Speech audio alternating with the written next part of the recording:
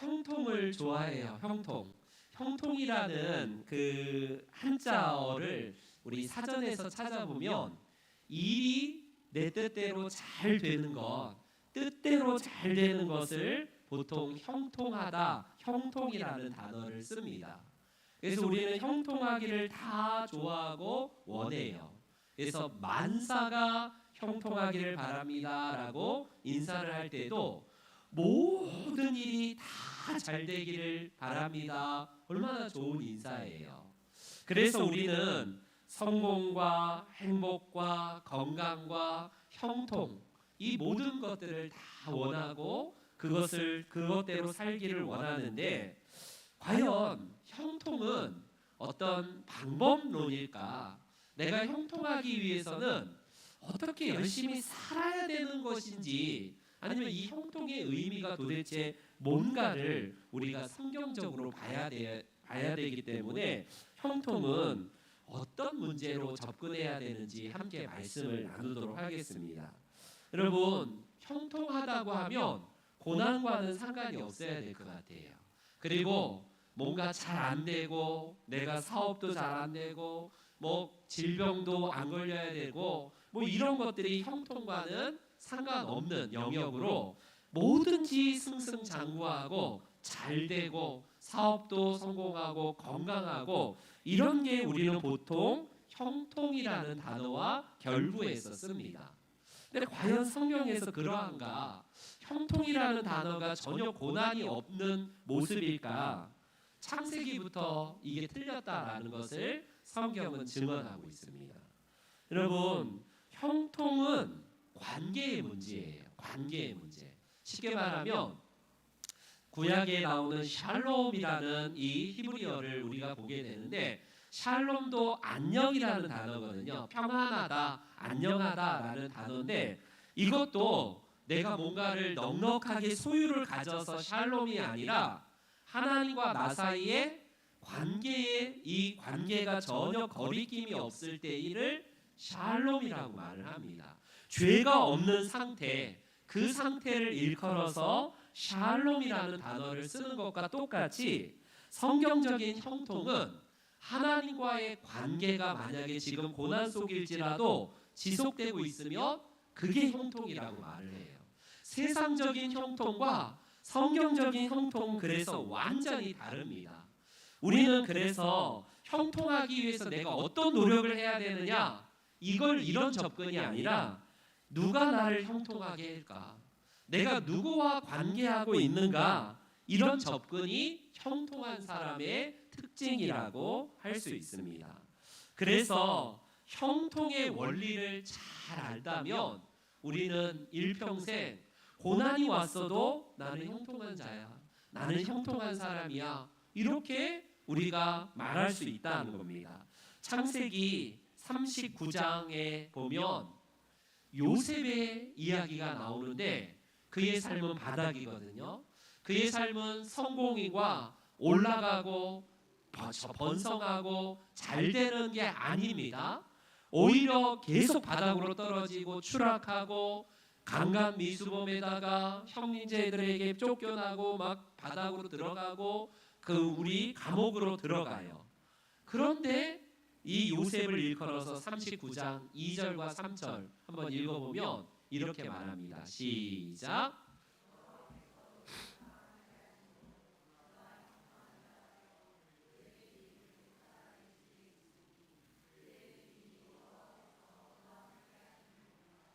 또 여호와께서 그의 범사에 형통하게 하심을 보았더라. 아멘.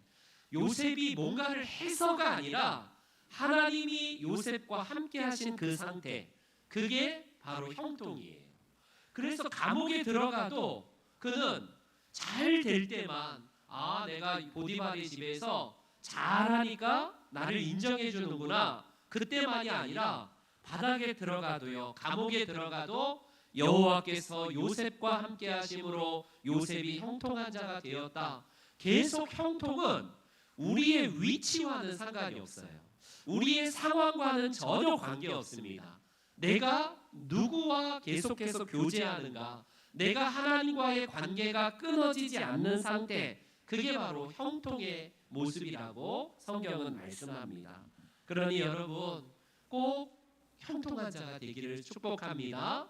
형통은 내가 부자이건 내가 가난하건 내가 병이 들건 내가 건강하건 내가 잘 되건 내가 때로는 못 되건 넘어졌을 때나 일어섰을 때나 어떤 상황에서 하나님과 나와 함께 한다면 우리는 그것을 형통한 자가 되었다라고 성경은 말씀해요.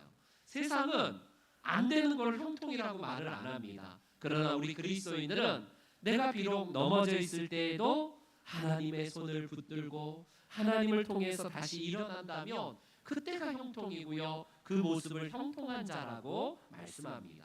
그렇다면 오늘 본문에 나오는 이 시인이 말하는 형통한 자, 그 원리를 우리에게 소개를 하는데 시간 관계상 세 가지만 함께 나누고 싶어요. 첫 번째로 형통한 자가 된 사람들은 어떤 삶의 특징을 가지고 있는가? 1절입니다. 1절 다시 한번 볼게요. 1절 시작.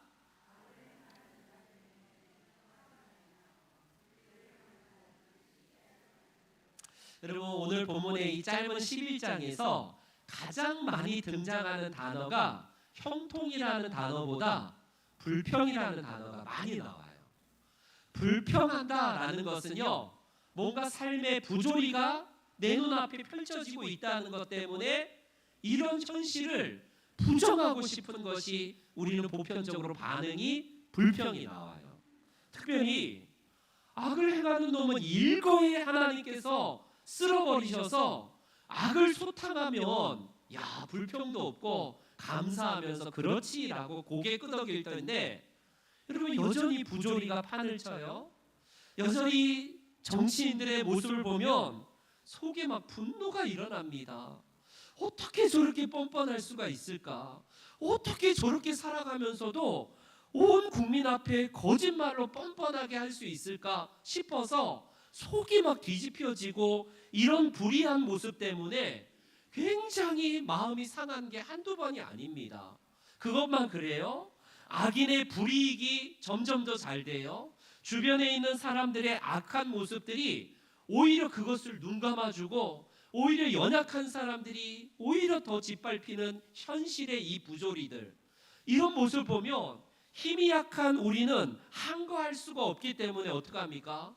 불평하고 원망하고 시기하면서 뭔가 속에 막 분노가 계속 끌어올립니다.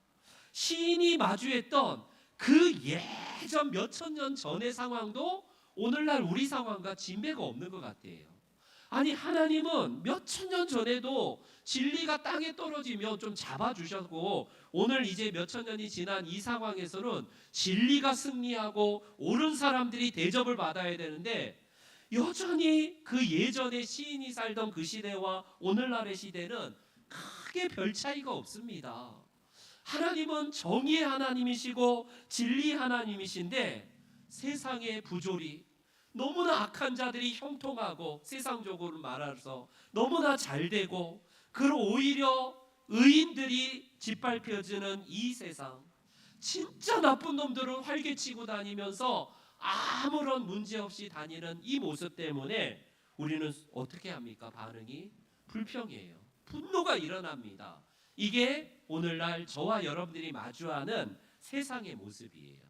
그런데 형통한 자는 지금 단면만 보고 판단하지 않습니다. 그래서 오늘 본문에 악을 행하는 자들 때문에 불평하지 말라라고 성경은 말씀을 합니다. 이런 행악자들 때문에 불평을 하지 말라라는 이유, 왜 그럴까요? 2절을 보겠습니다. 2절을 보면 이렇게 말을 해요. 그들은 풀과 같이 속히 배임을 당할 것이며 푸른 채소같이 쇠잔할 것이기 때문이다 라고 말씀합니다. 여러분 우리의 시간은 지금 당장 다 잘라버리고 다 일거에 다 베어버리고 다 정의로운 세상을 만드는 게 우리의 시간입니다. 그런데 세상은 내 시간이 아니라 하나님의 영역이에요. 악을 갚는 것도 하나님의 영역이고 그렇기 때문에 우리의 삶 가운데에 이런 모습으로 당장은 보응이 일어나거나 어떤 처벌이 일어나지 않는다 할지라도 우리가 불평하지 않아야 됩니다. 지금 내 눈에 보기에 속히 그 일이 일어나지 않다 할지라도 하나님의 시간 안에는 언제든지 그들이 속히 배임을 당할 것이고 결국 악인의 결말은 반드시 하나님의 영역 안에 있기 때문이다라는 사실입니다. 불평이 우리에게 얼마나 저의 요소가 되고요, 신앙을 갉아먹는 요소라는 사실을 기억하신다면 불평도 습관이잖아요. 불평도 한두 번 하면 습관이 됩니다. 고린도전서에 보면 이렇게 말을 합니다. 고린도전서 10장 10절에 같이 한번 읽어봅니다. 시작.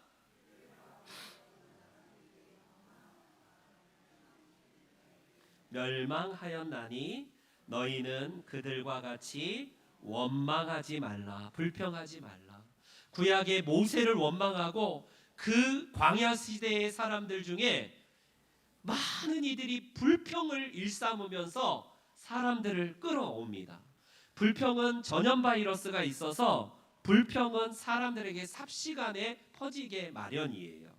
그래서 이스라엘 백성들은 불평하고 원망하다가 망한 족속이다라고 성경은 말씀을 합니다.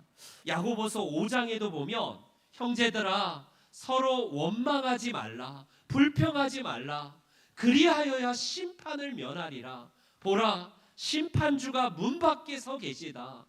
판사가 계신데 내가 재판관이 되어서 이 판결은 이렇게 해야 돼가 아니라 우리의 진정한 판사 되시는, 재판관 되시는 그분께서 우리 가운데 지금 기다리고 계시다면 기다릴 필요가 있다는 거예요.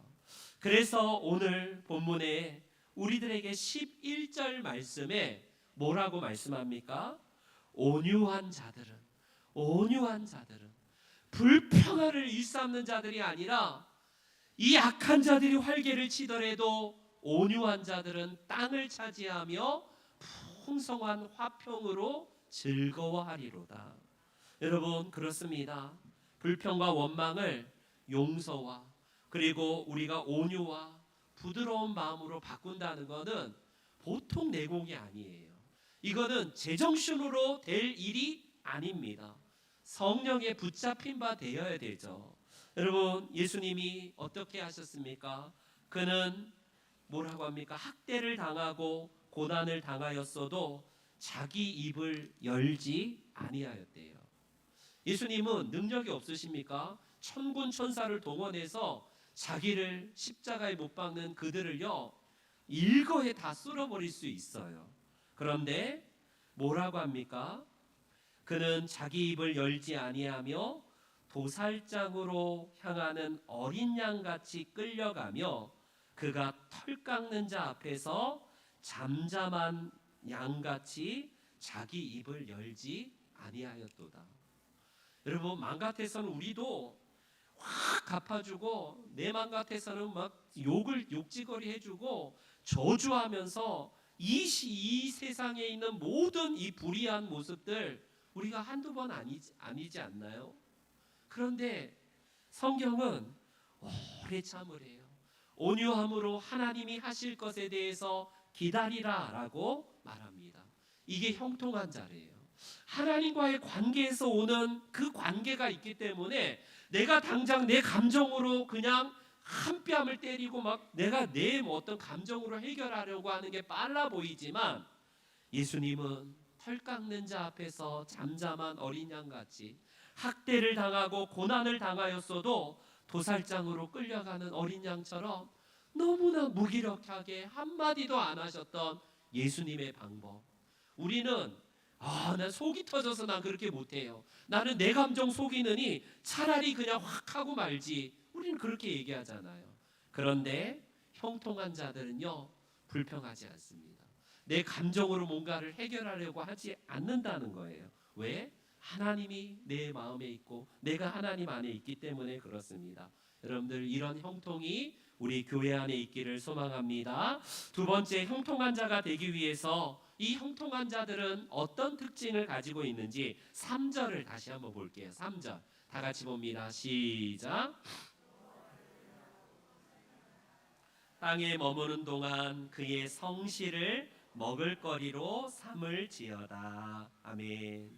형통한 자의 특징 두 번째는 하나님을 의뢰하는 겁니다. 의뢰. 쉽게 말하면 의지하고 기대고 하나님께 전부를 다 맡기고 이렇게 하는 삶이 형통한 사람의 모습이다라는 사실입니다.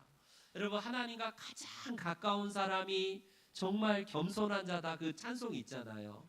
진정한 겸손은 하나님과 가까운 자가 겸손한 자다라는 말 맞습니다. 형통한 자는 하나님과의 관계가 가깝기 때문에 어때요? 하나님의 마음이 내게 확 느껴져요.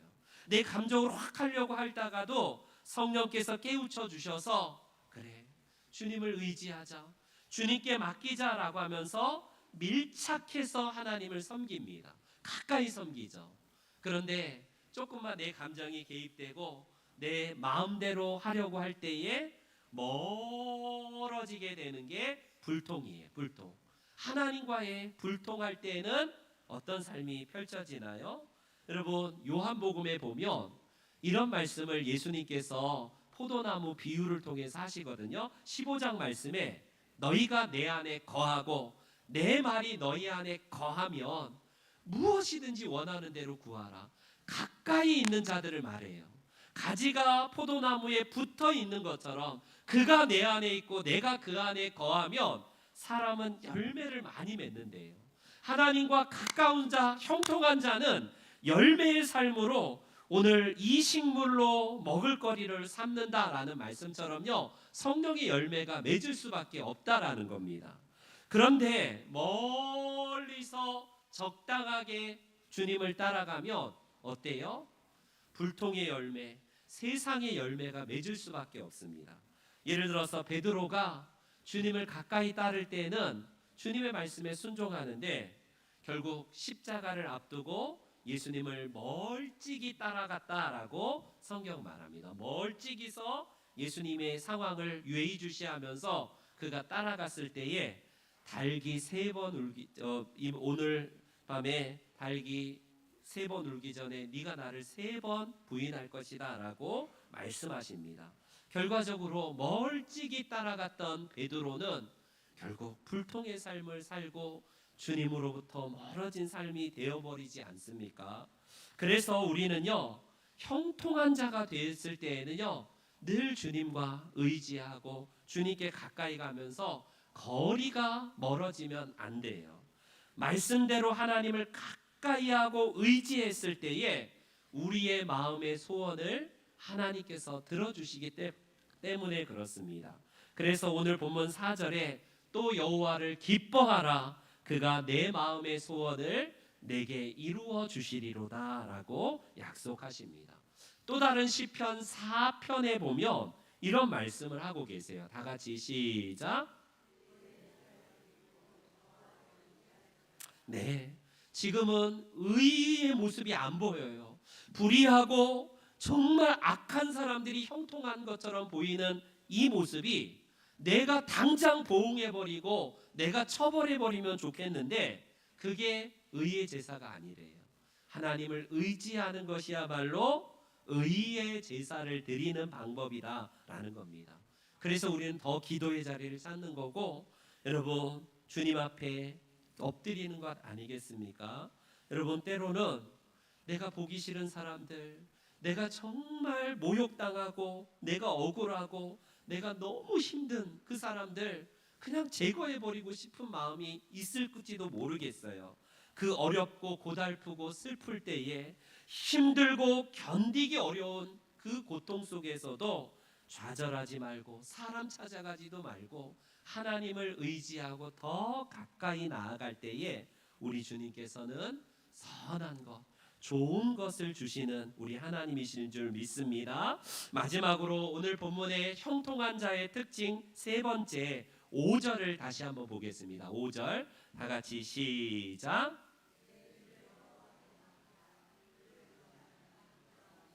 아멘. 세 번째는 형통한 자는 이제 다 맡겨요. 이게 맞는가 싶은 주제까지도 다 맡깁니다.